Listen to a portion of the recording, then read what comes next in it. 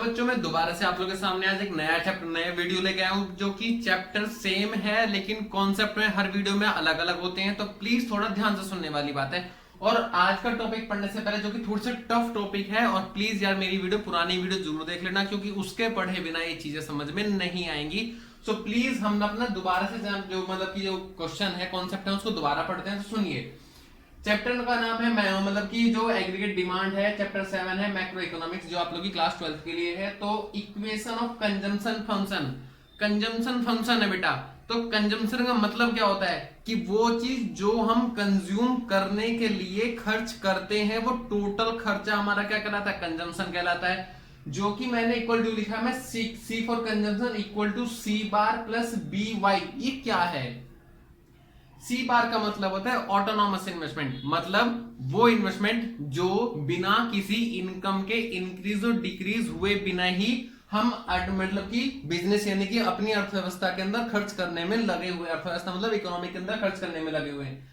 Plus B Y, B का मतलब होता है change in income in respect of change in consumption. मेरी इनकम के बढ़ने से मेरा खर्चा कितने गुना बढ़ता है, दैट्स कॉल्ड बी। और मैंने लिखा है एमपीसी, और एमपीसी का फॉर्मूला क्या होता है आप लोगों को पता होगा, delta c oblique delta Y.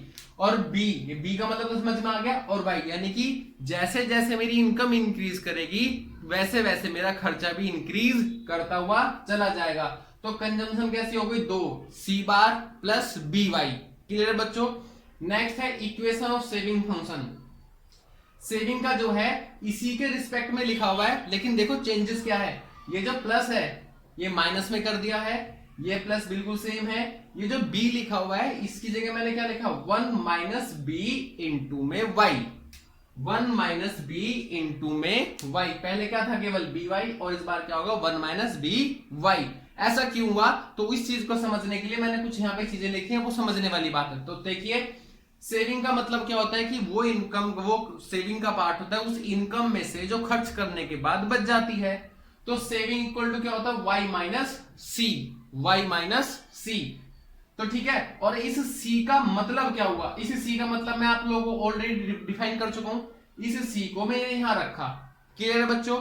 उसके बाद मैंने इसको एस को एज इट इज उतारा, वाई को एज इट इज उतारा, और जो ये माइनस का साइन है, इस माइनस के साइन को मैंने ऐसे लिखा, और इस सी को जो कंजम्पशन था तो इस इक्वेशन को मैंने एज इट इज उतार लिया आप लोग के सामने। ठीक है, अब मैंने क्या किया, y जो प्लस का था मैंने यहां लिखा माइनस सी बार, और प्लस माइनस माइनस हो जाएगा ये माइनस बी वाई। क्लियर है बच्चों?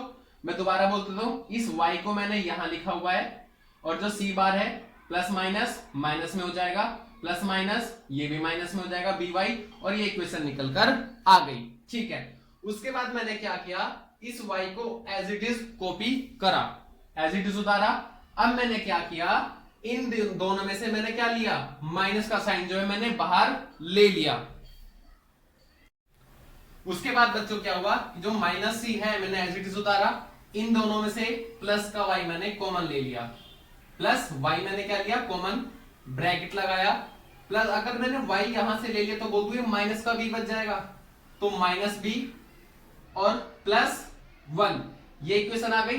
अब इस इक्वेशन को थोड़ा और सिंपलीफाई करने, माइनस प्लस वाई, अगर मैं इस एक को इधर माइनस बी लिख दूं, मैंने कुछ नहीं किया, बस आगे पीछे ऐसे किया है। और देखो ये वाली इक्वेशन और ये वाली इक्वेशन आप लोगों के सामने कैसे बोर्ड पे बिल्कुल सेम है। आई होप सो बात समझ में आ गई होगी। अगर ना है तो प्लीज एक बार मेरी इस वीडियो को दोबारा से थोड़ा सा एंड से यानी कि यहां से दोबारा देखिएगा, आप लोगों को समझ में आ जाएगा। तो नेक्स्ट टॉपिक है derivation of saving curve and consumption curve, यानी कि सेविंग और कंजम्पशन, यानी कि सेविंग से कंजम्पशन। देखो मैंने कुछ ग्राफ बनाया हुआ है, अब इस ग्राफ को मैं एक्सप्लेन करूंगा। सबसे पहले इधर इनकम, कंजम्पशन, सेविंग, और इनकम इधर और सेविंग इधर मैंने कुछ बनाया। आप लोगों को बच्चों बहुत अच्छे से पता है कि जो y इनकम की लाइन होती है ऑलवेज 45 डिग्री का एंगल बनाती है। कितने का बनाती है? 45 डिग्री का। और जो कंजम्पशन की लाइन है वो हमेशा जो है अपर लिमिट से स्टार्ट होकर वो हमेशा एक y लेवल को, इनकम के लेवल को काटती है। क्यों? क्योंकि एक समय ऐसा होता है कि इनकम नहीं होती और कंजम्पशन होता है, और एक समय ऐसा भी आता है कि जब मेरी इनकम ज्यादा हो जाती है और कंजम्पशन कम हो जाती है, और एक समय ऐसा भी होता है जब मेरी इनकम और मेरी कंजम्पशन कैसे हो जाते हैं, दोनों एक दूसरे के बराबर हो जाते हैं। तो जो बराबर हो जाते हैं उसे कौन सा पॉइंट बोलते हैं हम लोग, ब्रेक इवन पॉइंट। समझ में आई बच्चों बात? और इन दोनों को तो समझ में आता होगा। अब सेविंग, जो सेविंग है वो आप लोगों को पता है हमेशा नेगेटिव से स्टार्ट होती है। क्यों? क्योंकि जिस टाइम पे हमारी इनकम जीरो होती है और खर्चा हमारा ज्यादा होता है, तो उस टाइम पे सेविंग कैसी होती है, मेरी माइनस में होती है, जैसे कि मैंने अपने लास्ट वीडियो में आप लोगों को बताया था।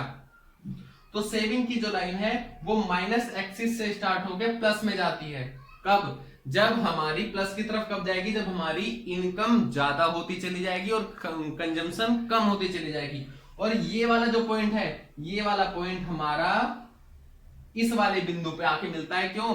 क्योंकि ये वो पॉइंट है जहां पर हमारी इनकम, हमारा खर्चा दोनों कैसे हैं, बराबर हैं। और कहीं ना कहीं अगर इनकम और खर्चा दोनों बराबर होंगे तो हमारी सेविंग भी कैसी होगी, जीरो होगी। तो ये कौन सा लेवल है, यानी कि इस टाइम पे हमारी सेविंग्स कैसी हो जाएंगी, हमारी सेविंग इक्वल टू जीरो हो जाएगी। बात समझ में आ गई बच्चों? तो प्लीज मेरी वीडियो को लाइक करें, सब्सक्राइब, मेरे चैनल को सब्सक्राइब करें। Thank you.